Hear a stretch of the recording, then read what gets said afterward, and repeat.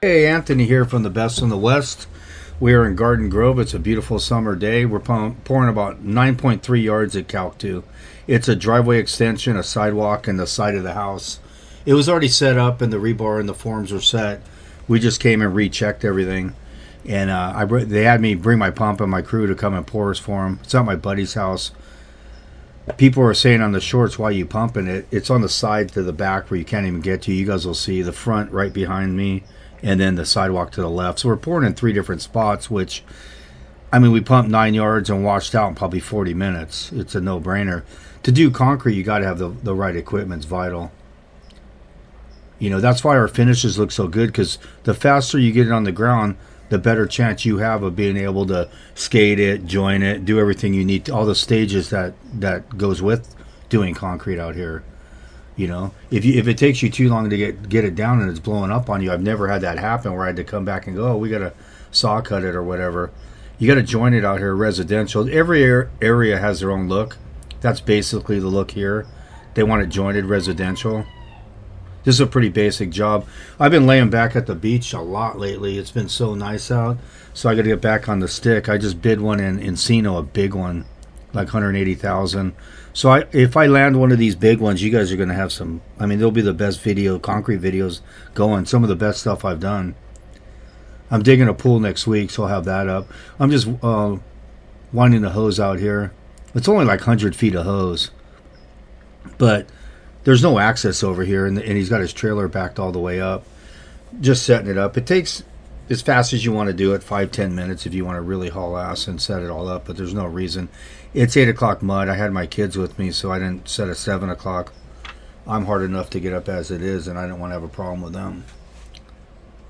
But it's inland. This is about 15-18 miles from the coast, from the water, so it's way hotter inland. Like if you go 15-20 minutes inland, it's like 15 degrees, and if you go like 30-40 minutes from the beach, it can be up to 25-27 degree difference.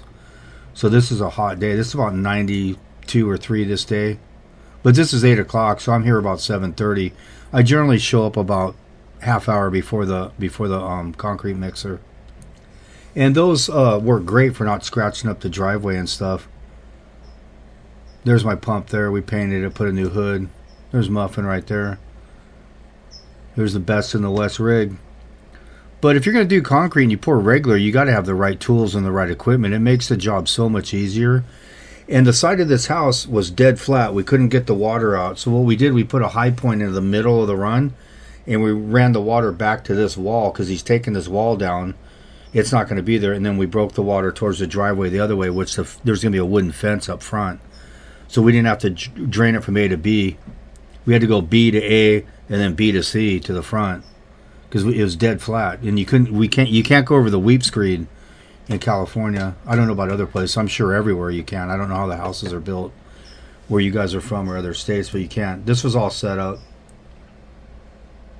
You can't pour above it because it'll leak into the house if there's a torrential downpour, and it causes black mold. There's all kinds of issues with it.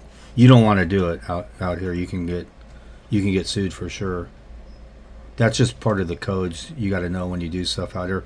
There's not too many codes or too many permits for non-structural stuff, so they basically let you do what you want.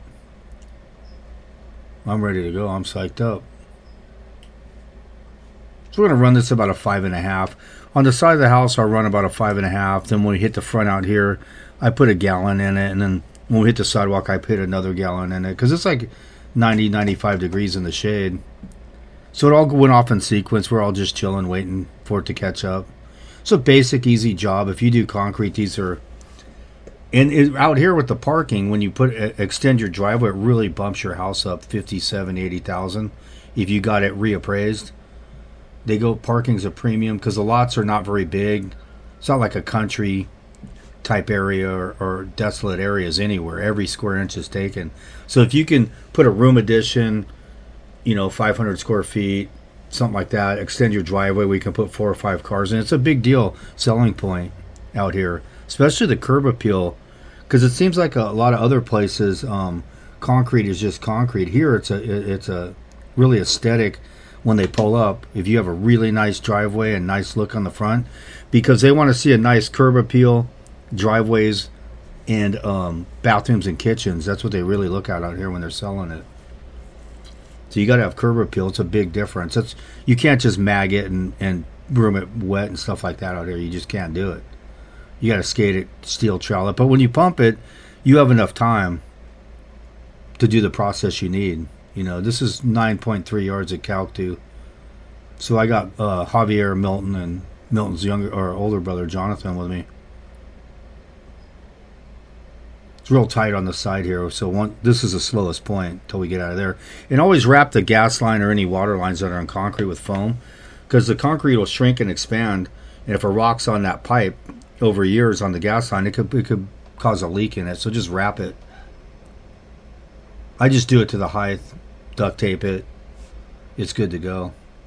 A lot of people don't. I've seen a lot of jobs I pump don't have it wrapped. I just always do it.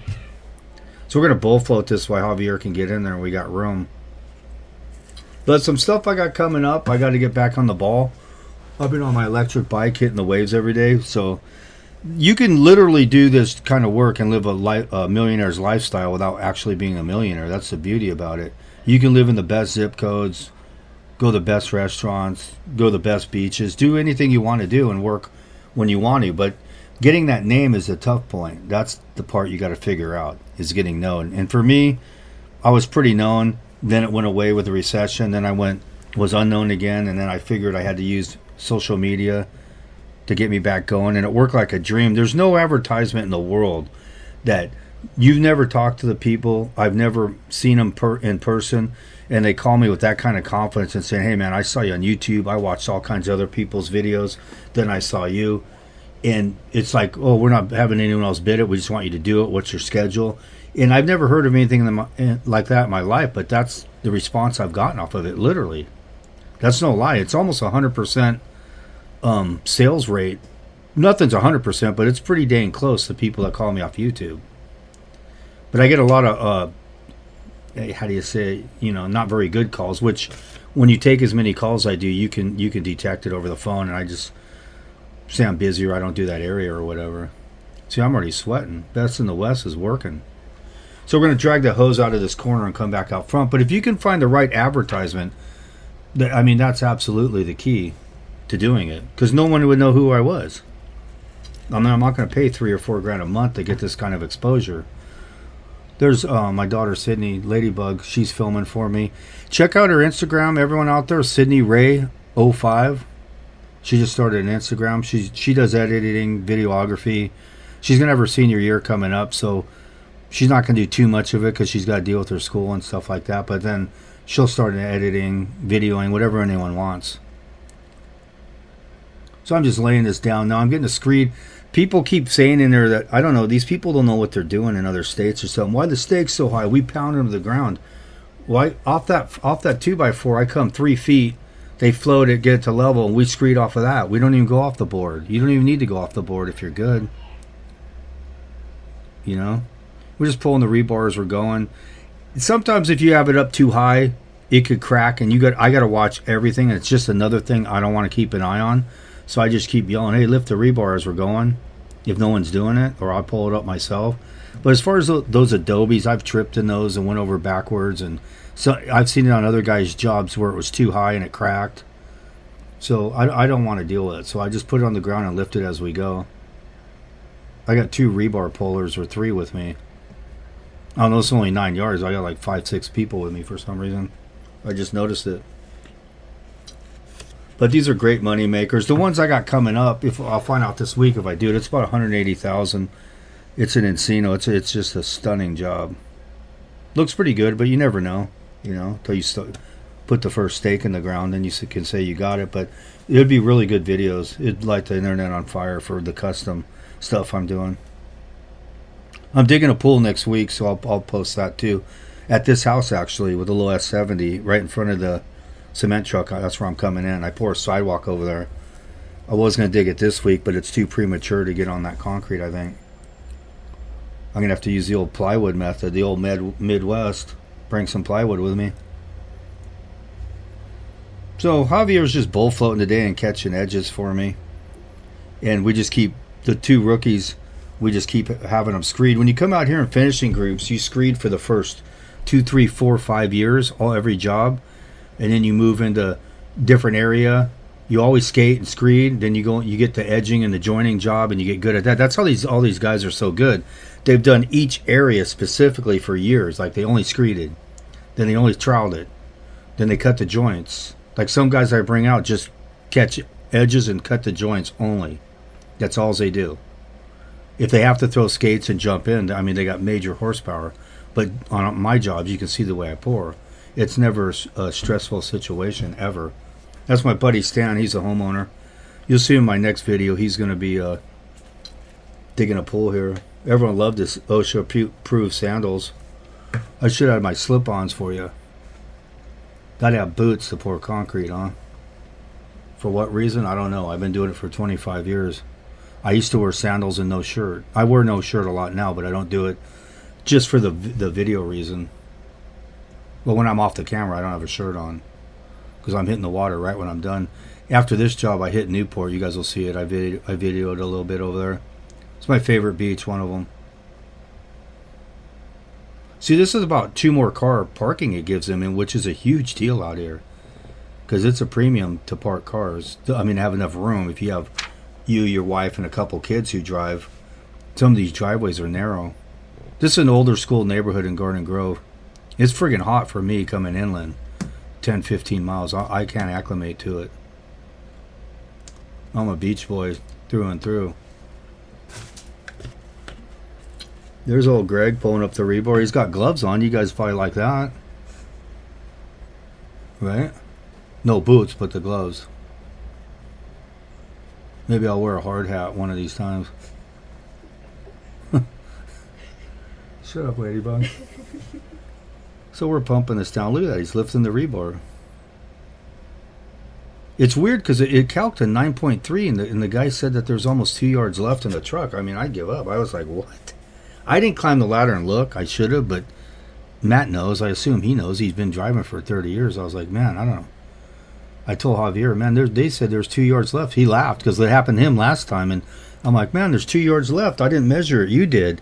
He's all right, I give up. So I told him today, on this job, I give up too. Usually we're on the money, but I don't know what the heck's going on. The grade was tight. I calced it. When you measure width and length, 4 inches, I divide it by 81. If it's 5 inches, I go by 72. And if it's 6 inches, I divide it by 54. The total square footage, the width and the length. That's how I do it. I've heard other people, I use 65 or I don't know. It works perfect. And I've done probably 50,000 measurement more. So Milton's becoming a really good finisher. He's like a top, not a lead guy like his dad moved into, Milton Sr., but he's right. He's getting right there. He's good. He's got energy for days. Nice kid. Works really hard. Every time you get the same out of him, the best out of him. All these guys out here. But like I said, they go through finishing. They finish 5-6 days a week for different people. All the finishers out here. And when you show up, depends what stage you're at. If you're a 2-3 year guy, you already know you're grabbing the rod, the screed board, and you're going to be troweling. Another guy's going to be brooming, and a different guy's going to be edging, and a different guy's going to be cutting joints. Guys I've been out there 20, 25 years. They screeded for 5, they skated for 10, using their sliders. They've been joining it for 10, 15. That's all they do. That's how you get it to perfection when you have a group of 4 or 5 guys. You have a couple 3 or 4 year guys screeding it, and they're checking it. They're putting levels on it. And that's how you get good at all stages of it. It's choreographed. It's synchronized the way we do it. It's like in concert. There's a pump there. I got it turned down a little bit because I'm just pumping it at a slow rate, just going with them. It was a couple, Javier and another guy on the screed board. I just turned that baby up. But it'll suck that hopper down right where I have it. That's about half. Throttle right there. That's a 45 yard an hour pump. It's got probably a 76, 78 horse turbo Deutsch on it. There's a ladybug. So we've already laid it down. Now I'm just washing my pump out. I've said it before. I wash about 90 gallons. And there's no water pressure on this house. When I used to pump daily and I was running from job to job, If there's no water pressure, I would just grab a neighbor's hose plus the one I was using, or the truck drivers, because they generally carry 100 gallons. And if you haven't put 10 or 15 in it when they showed up, they need about 15, 20, 10 to wash out. So they have 40, 50 left, you know. So I'll just drain their tank, because they got to go spin their drum and refill their tank anyway. That's a steel Fresno there. That's one of my boys from San Diego right there. He's out there. Oh, that's Stanley troweling, but the other guy next to him's from San Diego. I met him from YouTube. He's learning from Javier and the boys. Everything's walk behind tools here. There's no reason to get on your knees and edge that. I mean, walk around the perimeter or crawl around it. You want to take a car or you want to ride a bike. It's a short walk. I mean, a short drive, but a long walk. And we've already pre-marked all these. This is at an angle, so we're going to line it up because I'm going to redo the driveway. So I've already lined these joints the way I'm going to go straight across on the driveway aesthetically, because it's not square, so I had to put them at a little angle. When I put up a short, these dummies were saying the joints are crooked. Look who cut them. Javier, you figure it out.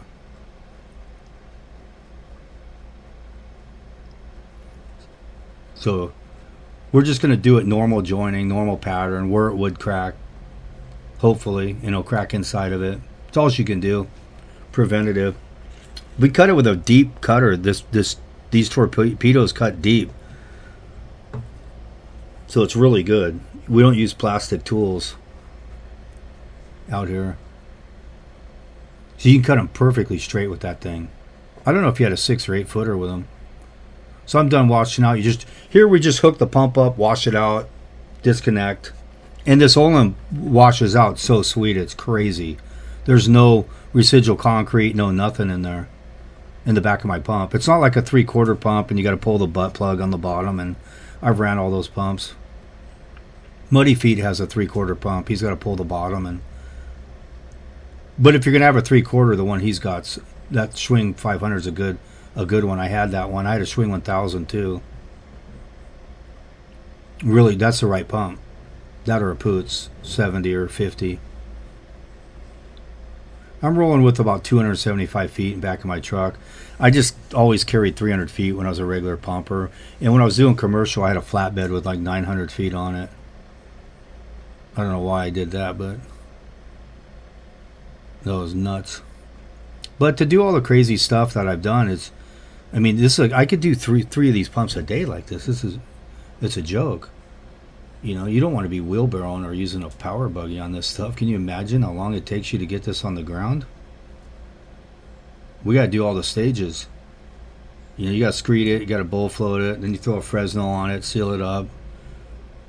You can use a funny trowel, what Jonathan's using right there, because you can't get on it and skate now.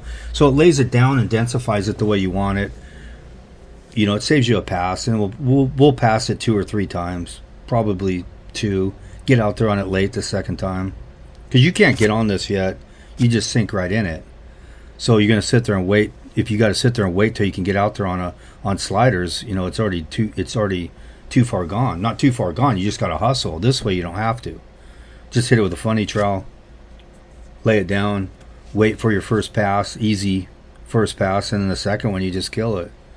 You're good to go. And if need be, if it's super custom, you know, down by the beach, $20-30 million house, we'll slide it 3 times probably. It's got to be flawless. Because like I was saying, concrete's essential here with the houses. It's not just, oh, that looks good, because this house right here in Garden Grove, this is a track house. It's probably $1 million house, is as stupid as that sounds. But that's the way it is out here. The weather, the beach, girls in bikinis, you know, air-conditioned breeze off the ocean. Always something going on. It's a really fun place to live. It's cool. And there's no access on this, so one guy's going to get lost over here taking care of this, and the other 2 are out front. He'll stay in here till this is done, and just one guy will handle this side, because there's no access. No plastic.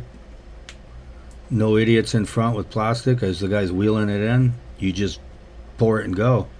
You can get splatter when they step and stuff. Like sometimes the finishers, or you're pumping and the guy hits your hose with the rebar, lifting it up, and it splashes. You got to watch it and keep it in the squares. This is only like a yard and a half, maybe 2 yards up this hallway. But I'll be doing the driveway here, walkways around it. Dig a pool next week. Here's Milton killing it out. This is probably the last pass. But it's one of those in-ground pools, but we're going to dig it 2 feet down, put rock around it, and set it in it for drainage when the water overflows and stuff. It's not an in-ground pool. Well, we're going to put it in the ground. And so you got to really retool these out. You just keep going. That's why everyone's amazed by what it looks like. But these guys are so schooled. There's no school for it. It's just on the job in these groups. And they'll spot you out in 2 seconds. That's the neighbor's driveway Javier's on. It's lower. So we just put it like faced it and made it higher, a curb. He had a little 1-block wall in between them. It looked terrible. Well, it was old. It was all broken up. So we took the wall out, the little block separator, and just, that's the separation. Now it's just higher. That's my side, that's your side. So he's tooling it out. I got to get more footage of Javier finishing, because when you watch his techniques and the way this guy does stuff is just incredible. And I like I said, I pumped for 20-something years around different finishers every day. I'd seen them all. I would put him in the top 2 or 3 of anyone I've ever seen.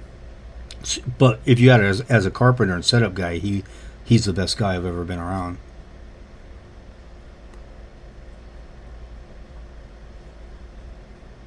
To illustrate my point, go look at those Stairway to Heaven or the bench.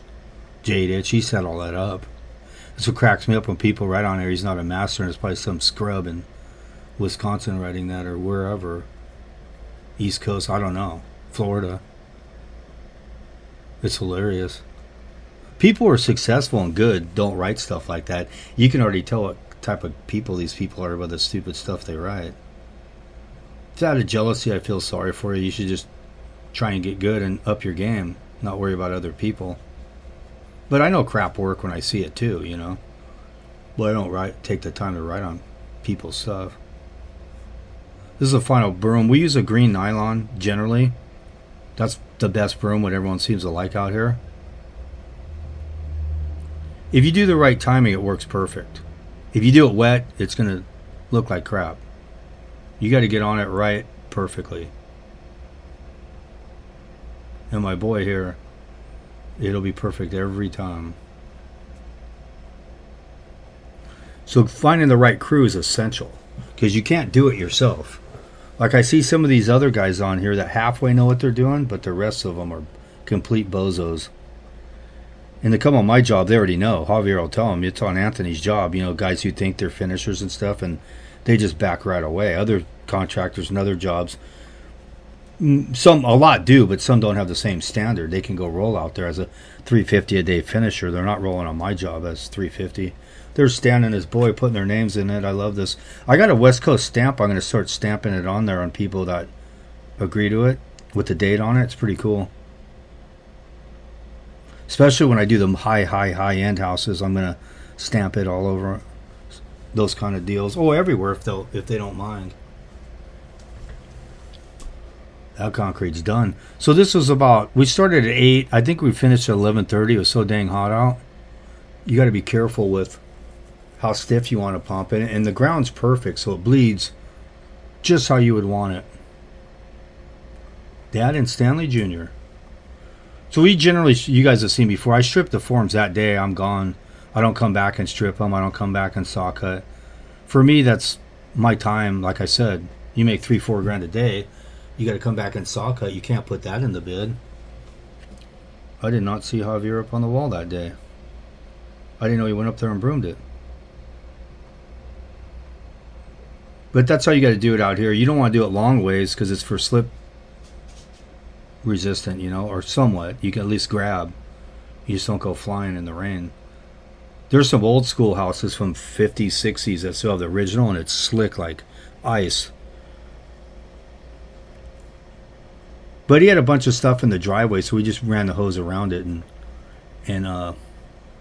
hit it that way. That's the beauty about a pump. It doesn't matter what's in the way or whatever. There wasn't even room for a wheelbarrow from where Jonathan's standing right there. in that car, in that trailer, or that truck. So this was another beach day. I just usually get out there about 11:30.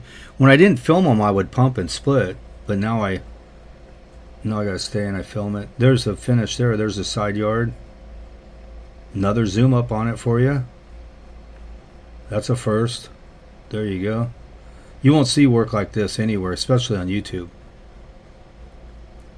And that's why I'm the best in the West. And you could be too.